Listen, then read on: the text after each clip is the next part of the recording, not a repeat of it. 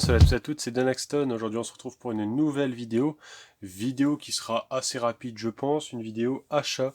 Je n'ai pas fait de vidéo la semaine dernière, tout simplement, comme je vous ai dit, très prochainement je vais faire l'acquisition d'une télé 4K. Donc là j'atteins bientôt à mon but, donc je vais l'avoir très prochainement. Je pense que courant octobre ça sera bon. Et là, j'ai enfin terminé une filmographie, comme vous pouvez le voir, j'ai enfin récupéré ce Staying Alive. J'en pouvais plus de le récupérer parce que c'est une vidéo qui me tient à cœur de vous présenter cette filmographie de cet acteur que j'apprécie énormément, donc qui est Sylvester Stallone. Je vais pouvoir enfin vous la faire, donc surtout ne vous en faites pas s'il n'y a pas de vidéo fin de cette semaine, voire la semaine prochaine. Je vais essayer de faire un truc vraiment très qualitatif et qui puisse vous plaire vraiment. Comment dire, faut que ça soit de qualité. J'ai vraiment pas envie de décevoir sur cette vidéo et de faire vraiment une très belle vidéo, que ça soit sur la filmographie et tout ce que je possède lié à Sylvester Stallone. Donc j'aimerais faire une grosse vidéo et vraiment très très bien montée, etc. Donc s'il n'y a pas de vidéo prochainement suivie de celle-là, c'est normal, sachez que je travaille sur ce montage. Donc voilà. Donc j'ai enfin récupéré Staying Alive, le DVD. Comme je vous ai dit, c'est un DVD que je voulais pas mettre beaucoup. Au final, je l'ai récupéré pour 1€. Donc que demander de plus pour compléter. Donc pour 1€, c'est très très bien. Du coup, j'ai mis en fond le Staying Alive, le 33 tours. Et puis, ça complète enfin cette filmographie qui est celle donc de Stallone. Très content. Très très content de récupérer ce film. J'en avais vraiment marre de pas tomber dessus parce que c'est un film très courant et moi j'arrivais pas à mettre la main dessus, donc c'est chose faite. J'ai profité également pour récupérer un deuxième DVD. Comme vous le savez très bien, les DVD c'est vraiment pas les choses que j'apprécie, dans le sens où j'essaye d'optimiser ma collection. Si je commence à acheter les DVD, je n'arrêterai plus, tout simplement. J'ai récupéré American Psycho, l'un de mes films préférés avec Christian Bale. Le Blu-ray est très très dur à trouver, hein, donc elle a été éditée vraiment au début du Blu-ray il me semble. Donc pour le récupérer c'est une horreur. D'ailleurs je vais sans doute prochainement également me récupérer La Pop qui me fait de l'œil. Comme c'est un film vraiment que j'apprécie avec ce psychopathe qui est Christian Bale dans ce film. Si vous l'avez pas vu, je vous le conseille énormément. Donc pour 1€ également, donc ça fait 1€ et 1€, donc 2€ de dépensés en DVD. C'est pas la mer à boire donc. Et puis ça complète enfin la collection, hein. Je ne le répéterai jamais assez, mais je suis très content de ça. Tiens, Network avec notre très cher ami qui joue donc dans Zombieland et les Insaisissables. Jesse Eisenberg, voilà c'est ça. On a aussi Justin Timberlake que j'apprécie pas mal en tant qu'acteur. Donc pour 1,99€, on est sur les débuts et la création du site Facebook, pardon, du réseau social Facebook. Je ne saurais que vous le conseiller, on passe un bon moment dessus. Je vais prochainement me le refaire. J'ai pas tenu, je l'ai déblisté, hein, donc pour 2€. Ensuite, un achat Vinted pour 6€ à peu près, un Blu-ray Metropolitan, qui commence à se faire un peu difficile. The Mask, Jim Carrey, pour moi l'un de ses plus grands rôles de sa carrière. À l'heure d'aujourd'hui, j'espère qu'il n'y aura pas de deuxième. On serait étonné qu'il puisse en avoir un deuxième, dans le sens où c'est quelque chose qui fait beaucoup parler de lui en ce moment. Donc ce qui m'étonnerait beaucoup, c'est que la suite soit aussi bonne que la première, hein, ça m'étonnerait grandement. Hein, on est plus... Là, c'était un peu vraiment l'âge d'or de Jim Carrey, donc j'ai un peu peur de ce que ça pourrait donner, mais on verra bien ce que vont dire les années à suivre, puis voir si une suite va voir le jour. Enfin, moi, j'espère pas. J'ai vraiment que ça reste, j'ai vraiment envie que ça reste un classique et unique. Donc, voilà. Ensuite, pour terminer, un Blu-ray Steelbook. Comme vous le savez, les Steelbooks, je n'achète pas, j'évite. J'ai très très peur de les abîmer et comme je suis quelqu'un de très maniaque, j'évite de passer par le Steelbook seulement si le prix est exactement le même que le Blu-ray Amaré. Alors là, je n'hésiterai pas.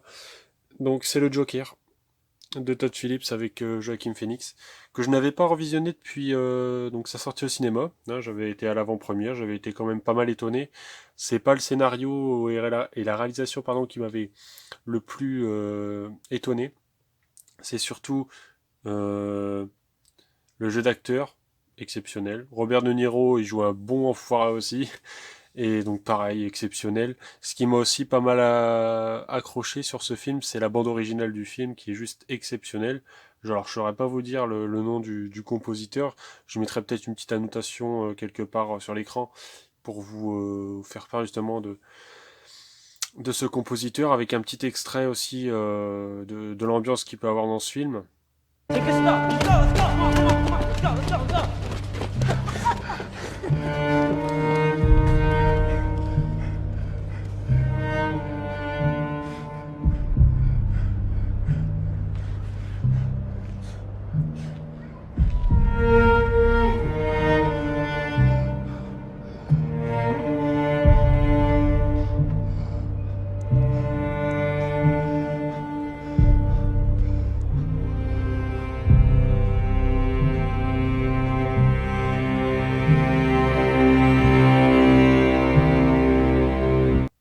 Donc c'est ce genre d'ambiance qui peut avoir dans ce film, et ça j'apprécie vraiment, vraiment. C'est très lugubre, très sombre, et j'aime beaucoup la tournure qu'a pris ce film.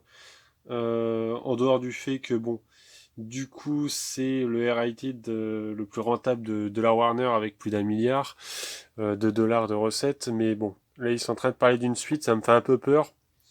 Mais malheureusement, c'est ce qu'il faut s'attendre aujourd'hui. C'est quand un film fonctionne, bien évidemment, ils vont pomper l'idée jusqu'au bout et jusqu'à temps que ça fonctionne plus. On peut avoir une exception. Il y a un gros chèque qui a été proposé à cet acteur, donc Joaquin Phoenix, ou Joaquin, hein, comme vous voulez. Affaire à suivre dans les années à venir. Donc 2 opus qui seraient prévus, donc un deuxième et un troisième. À voir si ça serait dans la continuité. Donc pour ce steelbook, j'ai une bonne occasion. Alors par contre le 4K, il n'y a pas la VF dessus, je suis vraiment sur l'unique Blu-ray. La personne a mis son 4K dans le Full Slip qui est sorti récemment. Donc pour cette édition, on était à 16 €. J'avais un bon d'achat que j'ai utilisé de 10 €, donc on était avec les frais de port à une dizaine d'euros.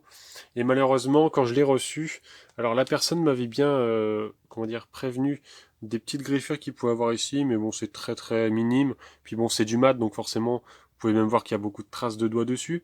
Par contre, ce qui n'était pas prévu, c'est que je le reçois avec des rayures à ce niveau ici. Voilà, juste ici. Alors pas ça, ici c'est les doigts. Juste ici, vous allez voir les petites rayures. Donc ça, j'étais pas au courant de ça. Voilà, juste ici. Et on a également un POC. Alors, je sais pas si... Ça, c'est vraiment tout des traces, hein, même le blanc, etc. Ici, on a un genre de petit trou qui a été fait, un peu genre la punaise. Ouais, je sais pas, voilà, vous le voyez peut-être un peu ici. Et un petit paint chip qui est juste ici. Ouais, juste ici sur le haut. Alors je sais pas si on arrivera à faire le focus dessus. Mais alors ici c'est un reflet, il n'y a rien. Le point blanc il est vraiment très très minime. Et je pense qu'on n'arrivera pas à le voir à la caméra malheureusement. Il est plus petit que ça, hein. Donc là le point blanc il fait ça à peu près. Voilà. Je sais pas si vous allez le voir avec le flou, mais bon. Le focus merdouille un peu en ce moment. Je vais essayer de voir si je peux pas faire quelque chose par rapport à ça. Parce que bon, j'ai pas envie de vous donner l'envie de vomir devant mes vidéos. Donc je vais voir si je peux pas régler le problème prochainement.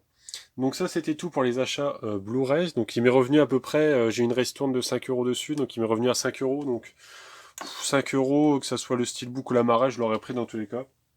J'avais vraiment envie de me le revisionner, c'est une occasion qui, avec toutes les réductions que j'ai eues, et puis la petite ristourne concernant l'état, 5 € pour le Blu-ray même uniquement, c'est une très bonne affaire. Donc j'ai pas hésité.